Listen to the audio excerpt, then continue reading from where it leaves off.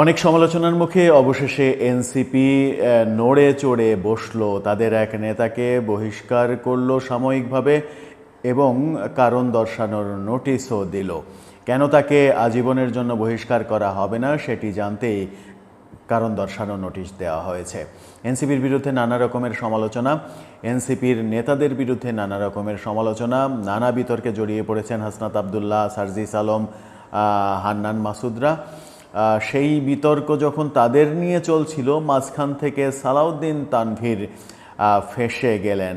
নানা রকমের কুকর্ম সামাজিক যোগাযোগ মাধ্যম শুধু নয়, গণমাধ্যমেও প্রকাশিত হওয়ার পরে এনসিপি বাধ্য হলো তাকে বহিষ্কার করতে।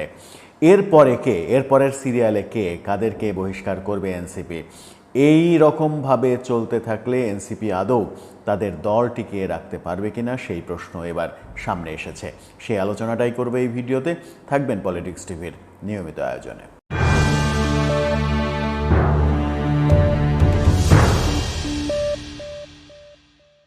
দর্শক, পলিটিক্স টিভির নিয়মিত ভিডিওগুলো এখন থেকে স্পন্সর করছে প্রজাপতি.টিভি, নতুন ওটিটি প্ল্যাটফর্ম।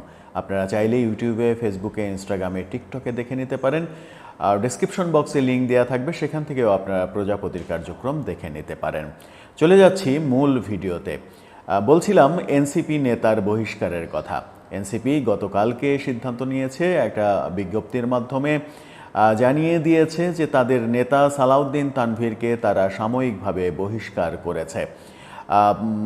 আজীবন কেন বহিষ্কার করা হবে না সেই কারণ জানতে চেয়ে তাকে নোটিশও দেওয়া হয়েছে। সালাউদ্দিন তানভীরের বিরুদ্ধে নানা রকমের অভিযোগ। তিনি জাতীয় শিক্ষাক্রম পাঠ্যপুস্তক বোর্ডের কাগজ সাপ্লাই দেওয়ার টেন্ডারবাজিতে জড়িয়ে পড়েছিলেন এবং পাঠ্যপুস্তক বোর্ড এবার যে বিতর্কের মুখে পড়েছে, এপ্রিল মাসের শেষের দিকে এসে বাচ্চাদের বই সম্পূর্ণ দিতে পেরেছে, এটা বাংলাদেশের ইতিহাসে এর আগে কখনো হয়নি। যখন সরকার পরিবর্তনের কথা বলছিল তখন সরকার প্রথমেই হোঁচট খেয়েছে, বাচ্চাদের হাতে বই দিতে পারেনি। আর বই দিতে যাদের জন্য পারিনি তাদের অন্যতম এই সালাউদ্দিন তানভীর। এনসিপি নেতা প্রভাব কাটিয়ে সেখানে টেন্ডারবাজি করেছেন এমন অভিযোগের ভিত্তিতে তাকে বহিষ্কার করা হয়েছে। এছাড়া আরও অনেক অভিযোগ রয়েছে। আওয়ামী লীগের সঙ্গে আঁতাত করে টাকার বিনিময়ে আওয়ামী লীগকে মিছিল করতে সুবিধা দেওয়ার অভিযোগও রয়েছে, তার বিরুদ্ধেও রয়েছে। সার্জিস আলমের বিরুদ্ধেও রয়েছে। সালাউদ্দিন তানভীরকে বহিষ্কার করা হলো, এর পরে কে, সেই প্রশ্নটা আসছে। সেই আলোচনাটা একটু পরে করছি। তার আগে চলুন নোটিশে কি বলা হলো সেটি একটু দেখে নেওয়া যাক। তাকে যে নোটিশ দেওয়া হয়েছে সেই নোটিশে বলা হয়েছে কারণ দর্শানোর নোটিশ এবং সাময়িক অব্যাহতি প্রসঙ্গে উপর্যুক্ত বিষয়ের প্রেক্ষিতে আপনাকে জানানো যাচ্ছে যে 11 মার্চ 2025 ইংরেজি তারিখে দৈনিক ইনকিলাবে প্রকাশিত প্রতিবেদনে আপনার বিরুদ্ধে জেলা প্রশাসক নিয়োগে অবৈধভাবে হস্তক্ষেপ এবং জাতীয় শিক্ষাক্রম ও পাঠ্যপুস্তক বোর্ড এনসিটিবির পাঠ্য বই ছাপার কাগজে কমিশন বাণিজ্যের অভিযোগ উঠেছে। এই বিষয়ে কেন্দ্রীয় শৃঙ্খলা কমিটির প্রধানের নিকট আগামী 7 দিনের মধ্যে লিখিতভাবে যথাযথ ব্যাখ্যা প্রদান করতে আপনাকে কেন স্থায়ীভাবে দল থেকে বহিষ্কার করা হবে না জানতে চেয়ে কারণ দর্শানোর জন্য জনাব মোহাম্মদ আহ্বায়ক নাহিদ ইসলাম এবং সদস্য সচিব আক্তার হোসেন নির্দেশ প্রদান করেছেন। জেলা প্রশাসক নিয়োগে টাকা লেনদেন করেছেন, এনসিটিভির বইয়ে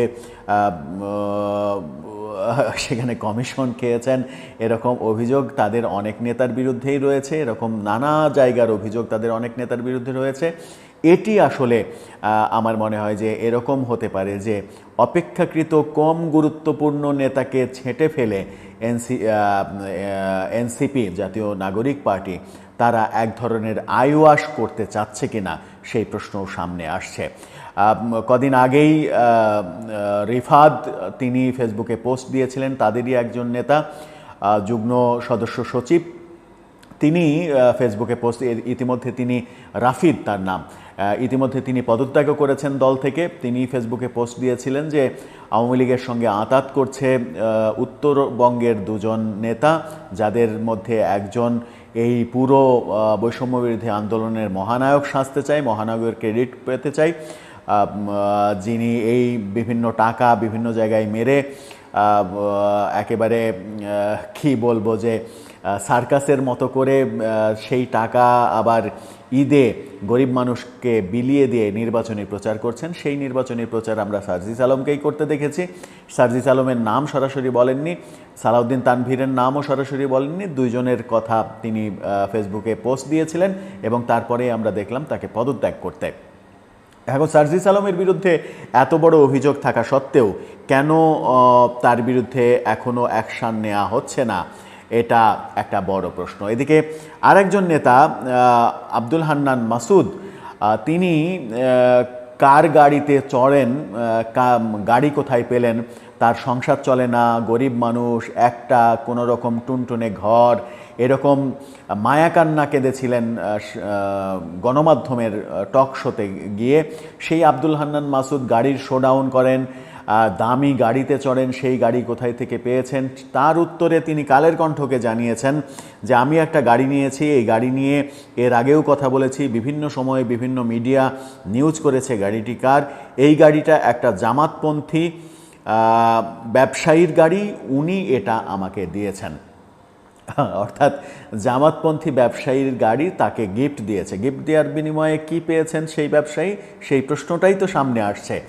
হাসনাত আবদুল্লাহ, সার্জিস আলমরা যে দামি গাড়িতে চড়েন, সেই দামি গাড়িগুলো কারা দিচ্ছে, সেই গাড়ি দেওয়ার বিনিময়ে তারা কি সুবিধা পাচ্ছে, সেই প্রশ্নটা তো অনেক দিন থেকেই চলছে। তাহলে একজনকে বহিষ্কার করা হলো, এই বিতর্কিত আরও তিনজন হাসনাত আবদুল্লাহ, সার্জিস আলম এবং আব্দুল হান্নান মাসুদ, তাদেরকে কেন কারণ দর্শানোর নোটিশ দেওয়া হলো না, সেই প্রশ্নও কিন্তু সামনে এসে পড়ছে। সেই প্রশ্ন যখন সামনে এসে পড়ছে তখন দেখার বিষয় এনসিপি সামনে আর কি পদক্ষেপ নেয়।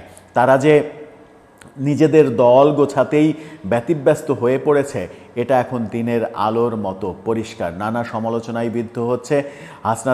এনসিপির সাধারণ সভার পরে হাসনাত আবদুল্লাহকে প্রথম আলোকে থ্রেড দিতে দেখেছি আমরা সামাজিক যোগাযোগ মাধ্যমে পোস্ট দিয়ে। প্রথম আলো কেন তার বিরুদ্ধে নিউজ করলো, তিনি চ্যালেঞ্জ নিয়েছেন যে তাদের মিটিংয়ে হাসনাত আবদুল্লাহ সম্পর্কে কোনো কথা হয়নি, অথচ মিটিং সূত্র বলছে তার এবং সার্জিস আলম বিষয়ে নানা বিষয়ে জানতে চাওয়া হয়েছে। হাসনাত আবদুল্লাহ, সার্জিস আলম দুদকে গিয়েছিলেন, কোন ব্যক্তিগত কাজে দুদক চেয়ারম্যানের সঙ্গে দেখা করেছেন সেটির উত্তর তারা দেননি।